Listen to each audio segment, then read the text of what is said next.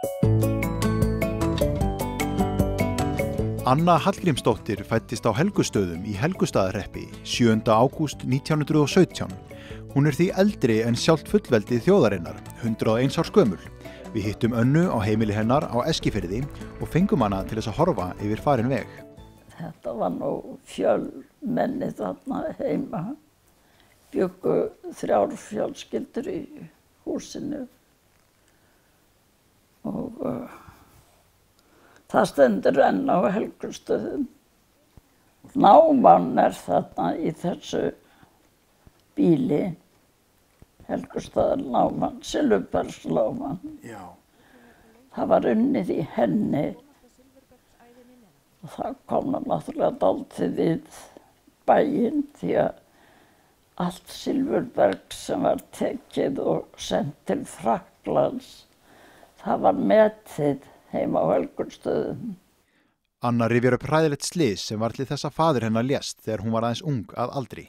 Þá var þetta úrskapaslys 1923 þegar að bátur sem að þeir áttu í félagi, bændurnir, fór á sjó til að ná í fisk fyrir jólin. Og þeir drukknuðu allir. Svo þá stóð móðir mín eftir með 6 börn á aldrinum frá 10 ára og niður í hálfs árs. Hvað þú gömul þegar þetta gerist? 6 ára. Þannig hún ein með ykkur börnin? Hún flutti svo inn á Eskifjörð og sum fóru til frændfólks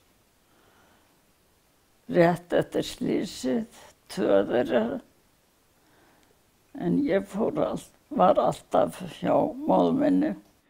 Þegar hún var á 7. aldursári flutti hún til Eskifjarðar árið 1923, þar sem hún hefur búið síðan. Hún hefur ætíð verið þekkt fyrir mikinn dugnað og einfaldlega gengið í þau verk sem vinna þurfti. Vann bara þar sem fyrir lág, bæði á heimilum og heima.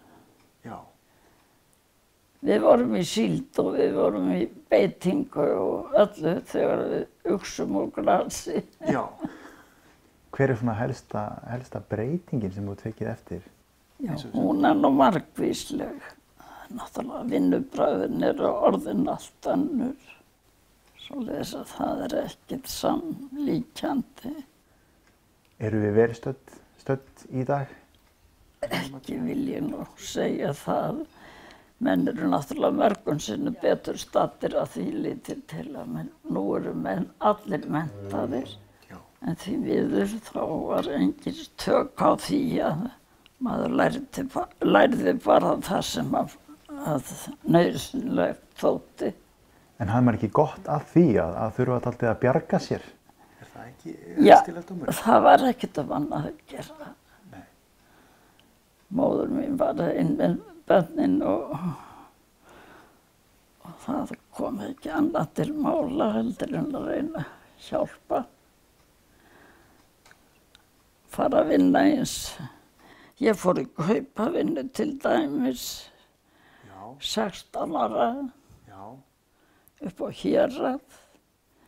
Ég vildi heldur fara þangað heldur en að vinna í fiski.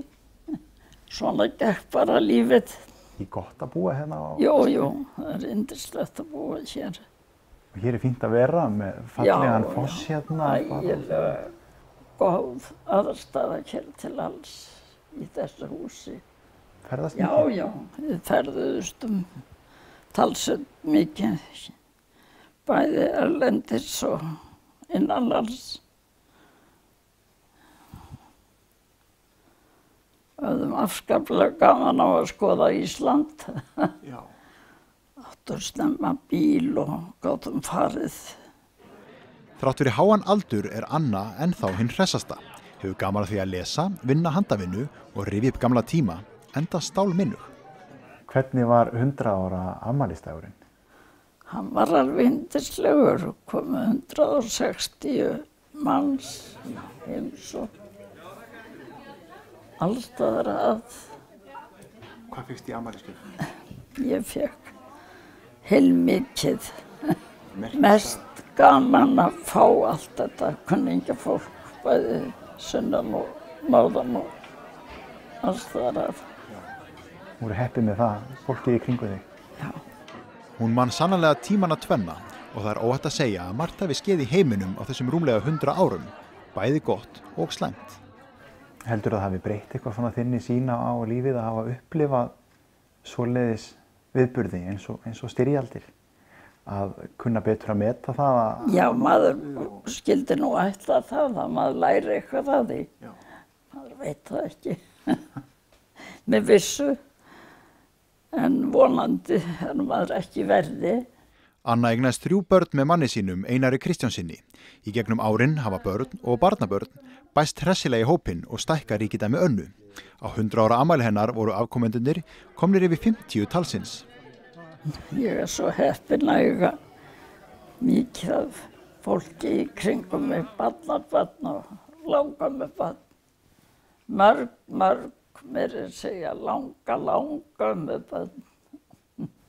Er það kannski það mikilvægast í lífinu, það er fólkið í kringum? Já, það er það. Örugglega í dag. Já, Anna er meira að segja farin að safna myndarlegum hópi langammubarna sem er orðin 11 talsins og það er svo yngsta 1 árs. Já, ekki nema lítil 100 ár þar á milli. Þau eru voða góð við mig.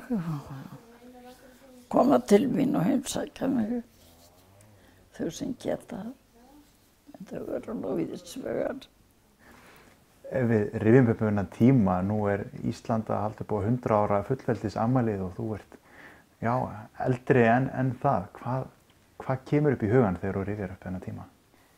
Ég veit það ekki. Ég held að ég hef verið afskaplega heppin í lífinu yfirleitt. Ég eignaðist góðan eiginmann og 3 barn. Og hver er galdurinn á bakvið það að ná 100 ára aldri? Já, það er sjálfsagt bara hreistið. Já. Ég veit ekki hver galdurinn er. Þetta bara gerist? Já. En hver er galdurinn við það að halda sér svona unglegum allan þennan tíma? Ég ætla að segja þér það. Ég tók og hef enn í dag alltaf tekið lýsi. Já. Ég held að það sé eitt af því sem að unga fólki þyrst að gera meira að það.